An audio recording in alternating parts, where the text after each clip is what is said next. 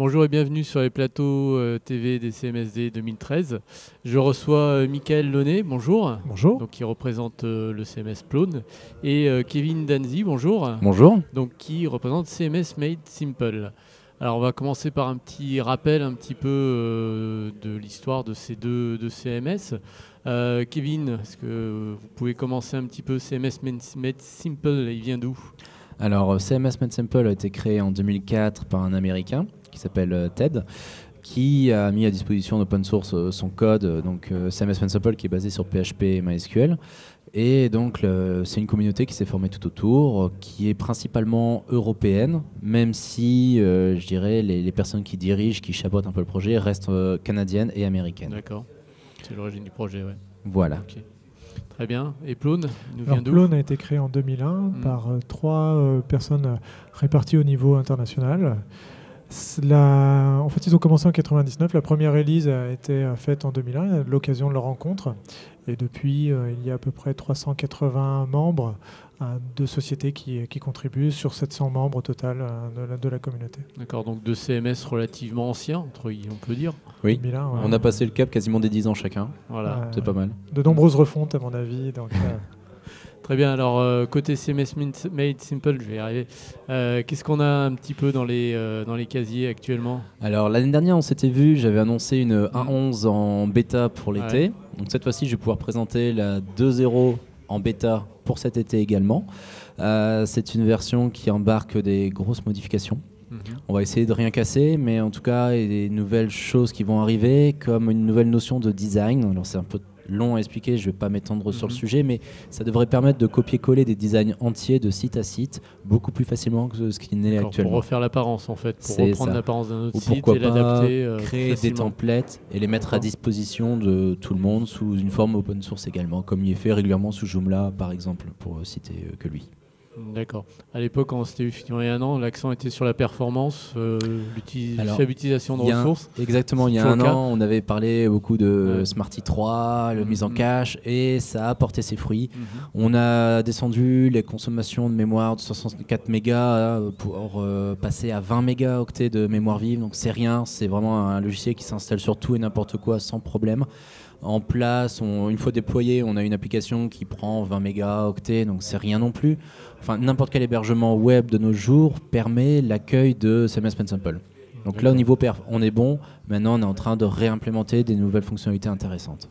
D'accord, très bien. Et côté Plone, alors Plone, la version 4.3.2 est sortie courant avril, en fait. Donc là, un grand travail de nettoyage, des choses qui étaient dans le cœur qui partent dans des modules. Donc en fait, on va dire que depuis 2001, beaucoup de choix architecturaux ont été faits. Maintenant, on commence à en passer plusieurs qui étaient dans le cœur et qui du coup se retrouvent en doublon, triplé, etc. sont mis dans des modules, ce qui fait que les gens peuvent continuer à utiliser ces anciennes architectures, mais elles ne sont plus présentes dans le cœur. D'accord. Du coup, ils doivent charger le module qui correspond à leurs anciens développement s'ils veulent continuer à utiliser ce genre de choses. On va dire un épurement entre guillemets du cœur. Je dirais que déjà avec la version 3, il y avait eu un sacré épurement. On continue sur cette lancée-là avec la version 4. Donc le nombre de lignes de code continue à diminuer, du coup les performances augmentent. Et l'idée c'est d'aller jusqu'à où ? C'est quoi l'objectif ? C'est je dirais le plus rapide possible, le plus simple possible. Donc vous êtes sur le même créneau en fait. Finalement, vous rejoignez. Je pense que le but de toute façon c'est de toujours offrir à l'utilisateur une solution qui soit vraiment performante, qui corresponde à ses besoins. Ça, c'est pas toujours évident parce que tous les besoins sont différents. Et s'assurer qu'on fasse pas un code qui nous plombe à l'avenir. Et en ça, le refactoring est très important. Surtout qu'il y a de nouveaux enjeux tels que tout ce qui est les smartphones, etc. Donc il faut trancher sur des anciennes technologies pour pouvoir avancer vers les nouvelles. Donc le nettoyage obligatoire. On y passe tous. Ouais. Et donc, alors on a vu où on en était aujourd'hui en termes d'évolution. Aujourd'hui, donc on a parlé système de templating. Vous avez déjà une idée après pour la suite ou pour l'instant? Alors il y a toujours des choses qui sont dans les tuyaux. On en avait peut-être déjà parlé l'année dernière. C'était la modularité. On a évoqué rapidement avec Plone. C'est rendre tout, et je dirais quasiment n'importe quoi, modulable. pour permettre à l'utilisateur, s'il n'est pas satisfait de ce qu'on lui a proposé par défaut, de pouvoir le remplacer. Donc le meilleur exemple qu'on ait actuellement, c'est la volonté de laisser la possibilité de remplacer le système d'authentification au back-office. C'est pas encore fait parce que ça prend beaucoup de temps, mais ça pourrait être intéressant que demain une personne installe un module lambda pour pouvoir faire SSO, ce qu'actuellement ne fait pas SMS Simple de manière naturelle.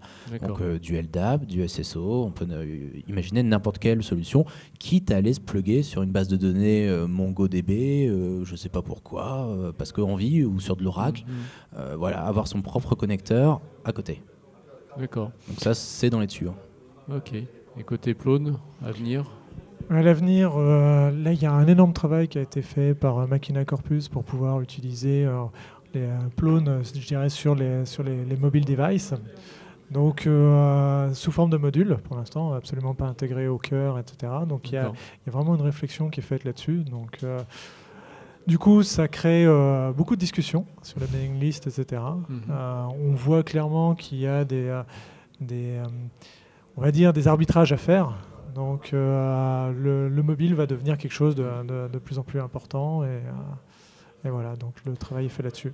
Aujourd'hui, si on essaye il y a des utilisateurs types de Plone ou de... Oui. Aujourd'hui, où est-ce qu'on retrouve plutôt Plone En fait, on retrouve Plone sur des sites gouvernementaux, que ce soit le Brésil qui impose carrément maintenant l'usage de produits dérivés de Plone. Leur but étant justement de factoriser les investissements. En ce moment, c'est très à la mode. Voilà, c'est le moment. Oui, tout à fait. La communauté très forte de Belgique qui utilise énormément Plone. Donc, pareil, là, par exemple, Commune Plone, qui représente plus de la moitié des communes en Wallonie. Donc, on va dire dans la partie francophone, avec une structure qui maintenant s'appelle IMIO derrière, qui gère tout ça.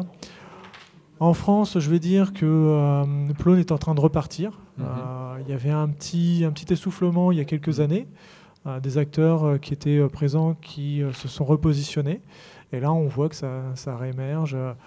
Alors, l'intérêt de Plone, c'est surtout sa capacité à quitter le monde du CMS pour faire de la GED ou des choses comme ça. Ce qui fait que la personne qui a investi dedans sait qu'elle ne va pas être bloquée et à un moment donné peut partir vers d'autres choses. Et tendre vers d'autres fonctionnalités. Ouais. Tout à fait. Et côté CMS Simple, c'est quoi où est-ce qu'on le retrouve aujourd'hui Alors, de notre côté, je dirais essentiellement sur... alors, on le retrouve, le site, on va le retrouver sur des PME, des PMI, voire parfois même des grosses sociétés. On a eu quelques exemples de grosses sociétés qui ont fait, par exemple, des sites événementiels.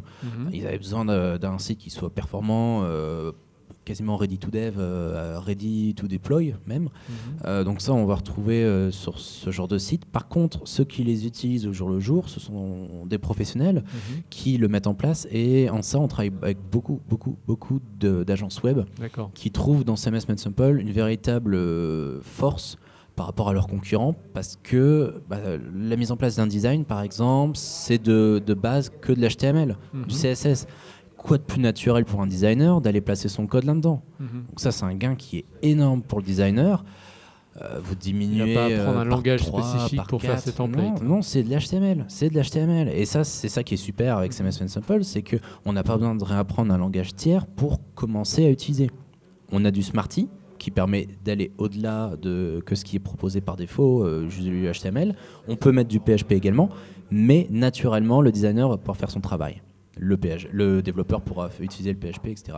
Donc on travaille beaucoup avec les sociétés qui ont un besoin de faire des sites à moyen budget, à destination de sociétés qui n'ont pas forcément les moyens de mettre beaucoup d'argent. Et là, CMS Simple est tout trouvé. D'accord, très bien. Un site où on peut trouver des informations sur Plone, sa communauté, sa documentation? En fait, il y a le site plone.fr. Au niveau documentation, tout ce qui est, il y a un effort qui est fait par la communauté francophone pour la documentation, comment développer, déployer, etc. en français. Une des URL d'entrée, c'est docs.creal.com, qui permet à la fois d'être pris à la main sur le déploiement, je veux développer un nouveau module, comment je fais pour le faire proprement, etc. D'accord. Et donc pour CMS Municipal, On se retrouve sur cmsmunicipal.fr. d'accord. On va avoir pas mal de liens qui vont diriger à droite et à gauche si besoin. On a le forum. On a un annuaire professionnel maintenant avec quelques professionnels qui se sont inscrits volontairement où n'importe qui peut les contacter pour un devis. Pour une demande d'urgence également, voilà, mon site a planté, je m'en sors pas, help, ou mon prestataire m'a lâché, donc ils peuvent retrouver des informations et de l'urgence en urgence à cet endroit-là. Et bien évidemment, il y a le wiki. Il y a le wiki avec des vidéos, avec des tutos, avec beaucoup d'articles dedans qui, on l'espère, peut aider au maximum les utilisateurs. Sinon, il y a le forum. Ok, très bien. Bah, écoutez, je vous remercie pour toutes ces informations autour de vos CMS. Bon salon, à bientôt. Merci. À bientôt. Au revoir. À bientôt. Au revoir.